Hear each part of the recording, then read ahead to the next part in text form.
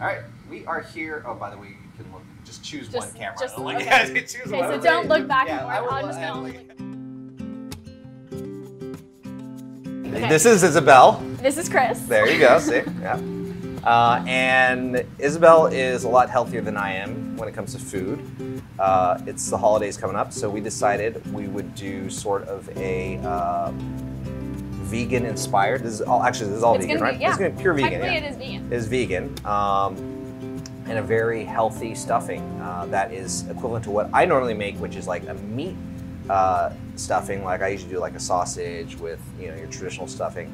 But we're gonna see if we can make it just as delicious and make it healthier, lower your LDLs. Yeah. Yeah. Full disclosure though, neither of us have made this before. This could taste absolutely It could be garbage. Terrible. But Chris tasked me with the idea of trying to convert his very not vegan stuffing to being vegan. So here we are with some fun ingredients. Yeah, definitely. We'll see how it goes. All right, let's do it. We have a lot of really fun, adventurous ingredients right now. I personally haven't used, actually I've used most of these, except for this fun meatless ground turkey type alternative. I just compared this with like other ground meatless options at the store and it seemed like a better fit. So we're gonna try that. And then we have flax seeds for the vegan egg, which you basically just mix with a little bit of water. We'll get into that.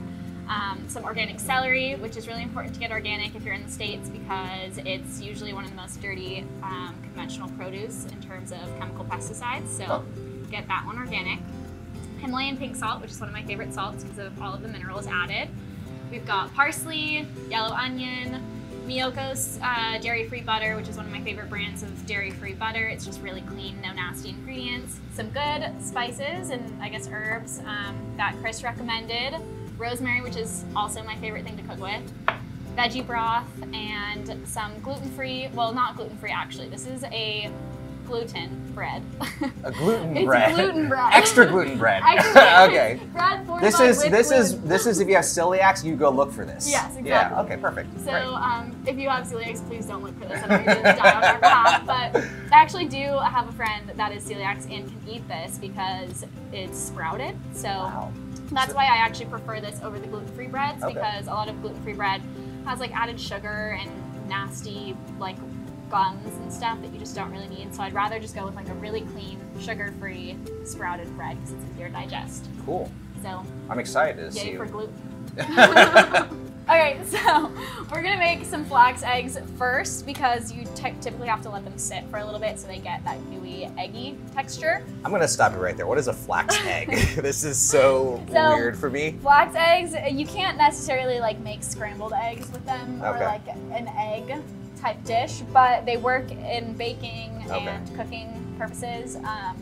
It doesn't obviously have the flavor of an egg, but it does have the consistency of an egg. So it kind of gives it that gooey and kind of keeps things together. Which is exactly what we need for this. Yes. So, okay, awesome. So it should work out. I don't think you want stuffing to taste like egg, so hopefully it'll work out better. No, you don't want it to taste like egg. You just want it to hold together because when you bake it then, you want it to all come together and have a texture to it. So it should be fine. Sweet. Yours calls for 2 eggs. Okay. So for 1 flax egg, you usually do 1 tablespoon of flax with 2.5 tablespoons of water. And let it sit for 5 minutes. So we'll do 2. What happens if you sit past 5 minutes? Does it go bad? Even better, actually. Oh, it does. Like, the longer the better, but minimum 5 minutes. All right, cool. You just want it to get gooey. Let's mix this in. You can also do it with chia seeds. So depending on what nutrition you're looking for, but flax is like the basic. Okay. Yeah. I thought it had something to do with an actual egg for a second. No eggs. Flax egg. So we'll do, and flax, there's a lot of omega-3s in flax, and so it's egg, so it kind of has like a fun, similar nutritional balance. To an egg? Yes. To a good egg? Yeah. Like a pasture egg? Yes. Okay. So we'll do 2 tablespoons of flax seeds, and then we'll do 5 tablespoons of water, maybe a little bit less. So I did about 4 tablespoons of water. I don't think we really need 5. Okay. And then once you mix it, combine it all together, you just let it sit. And then you don't want to touch it because you want it to kind of gelatinize. Okay. I don't know if that's the right word. Yeah. You want it to kind of like create a consistency. Awesome. Yeah, like gelatin. All right. We got the bread. We're gonna bake it. We're gonna get it ready. Yeah. I like to just tear it up. So let's get into it. Looking like on the edge. Yeah. Tear it. Perfectly squared bread. No. Literally no one. Who? No one likes squares. No one likes it. It's just uncomfortable. Okay, I can't even carry this out. This is frozen. And Just let's how you like it. yeah. Okay, maybe Sweet. we should. Oh, it should be fine. Yeah. And I say let's just try to fill this pan up. Okay. So we're just gonna. Just rough tears, yeah. Okay, how big? Bite-sized. Like that, probably. I feel like your bite-sized definition would be different than my bite-sized definition. Oh, do I have a large bite? I don't know. I would think so. Everyone's bite-sized definition. Somehow it reminds me of the Baby Shark song. All right. Just got a hard time. So we have made the bread right here. We made this. Made this. Actually baked from it. scratch. No. We pulled all of the grains and we made bread. So traditionally, I don't like a multi-grain for this type of stuff. So I'm curious to see how this turns out. My heart's breaking. But it's fine. It's fine. You know, I'm gonna put a little olive oil in it. Okay. Don't freak out when I say a little. I love olive oil. Oh, okay. Literally drown me in olive oil. Oh, It's so well, good there for we go. you. Yeah. So we'll bake this in there. Sweet. And One man down. cool. So we'll throw this in the oven. Yeah. And let it bake for a little bit. How long? And what temperature? I think we're just gonna monitor Good it. answers. Yeah. Listen, we're gonna start at 400. Okay. It should be a little bit lower because it might burn, but we'll see. It's usually like 250 to 300 for an hour. Okay. I don't know how this is gonna react, this type of bread, so we'll do a high temperature pretty quickly, see what happens to it, and we'll turn it down if we need to. Yeah, so sounds we'll good. watch it. We'll make sure Should it's cook okay. fairly quickly because it's sprouted, so it might be Oh, okay. delicate. Sweet. But who knows? Let's see. It's an adventure.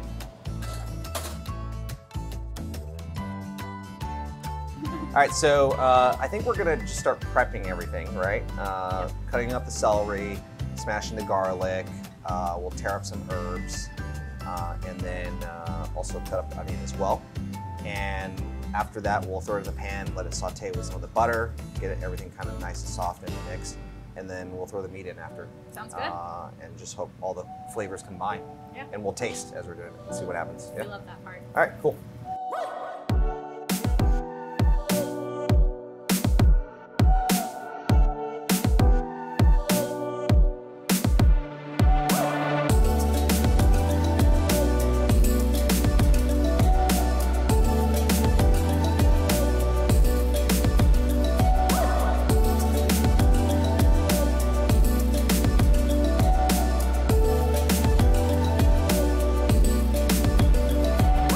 All right, so we have the butter, and it smells, and I just tried it, it tastes delicious. It tastes Great. like real butter.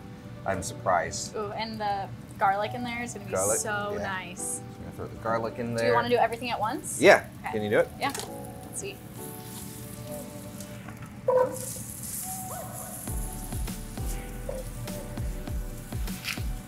Can't skimp on the onions. Nope, go all in. So we'll let that cook down a little bit until we see it. I almost want to add a little bit more, I want a little more oil in here because I can see it burning, so I'm putting a little olive oil with it too as well. Looks really good. Yeah. I would just eat that like as is. I mean, it smells great. Yeah. Yeah. All right.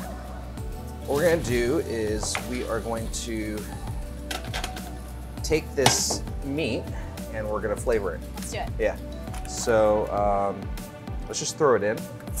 I've never tried this one before. I've never cooked with this before either, so I don't know. You've tried like Beyond. I've and tried, yeah. Impossible, yeah. Yeah, so I haven't even tried I'm those, assuming so this will be cook. fun.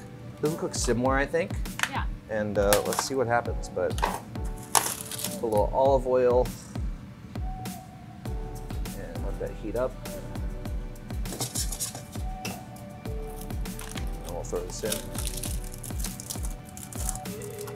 without We the should paper. add some extra flavors, so maybe we leave that one in there. And So typically, like the way that my family would do stuffing is like cloves, Okay. onion, garlic. So this will be a fun switch up for This- me because I've never put chili or cumin.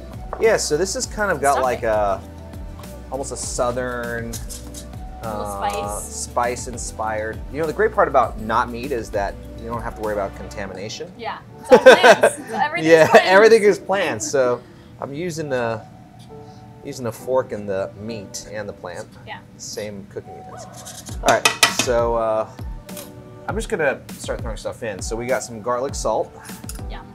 which is not even open yet. Shame on you. Onion and onion powder and garlic salt are like the essentials. Yeah. I feel like. Sprinkle a little bit of that. have to pour.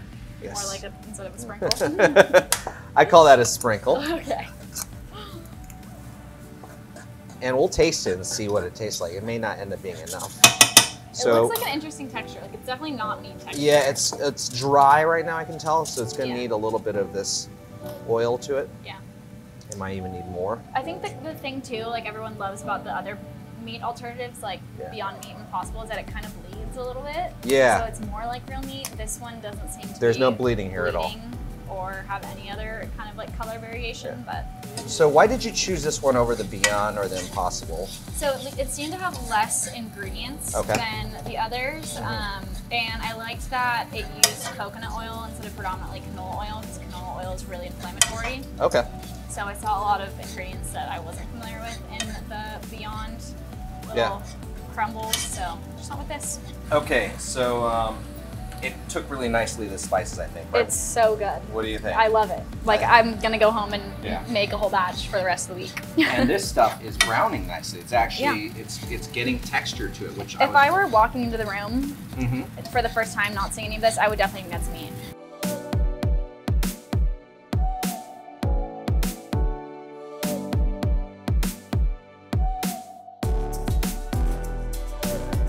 All right, so we are in the final stages. This is tasting awesome. Yeah. I would, Bread. yeah. Bread came out crisp. Everything's 10 out of 10. Yeah.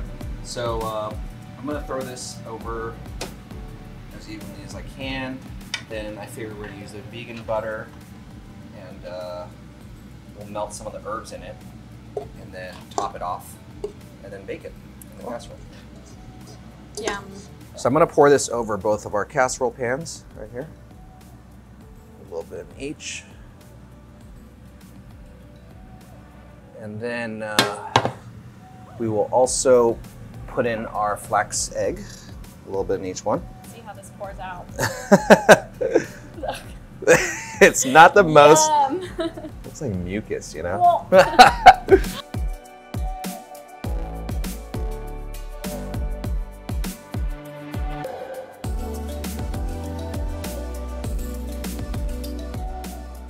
All right, so it came out looking incredible. It looks This so is good. crispy still. It's got soft parts, and it looks like the flax egg really like solidified and brought it together. I'm impressed. yeah, I'm really And this amazed. is brown. The meat's brown. Let's try it out. Yeah, yeah. Bigger issue with my Oh my gosh, portions. and the bread is Yeah. actually like, ooh, I want to get some onion in there. Look at that bite. Cheers. Cheers. Thank you for teaching me how to cook a vegan stuffing. Thank you for watching. See you later. Sayonara. Ciao.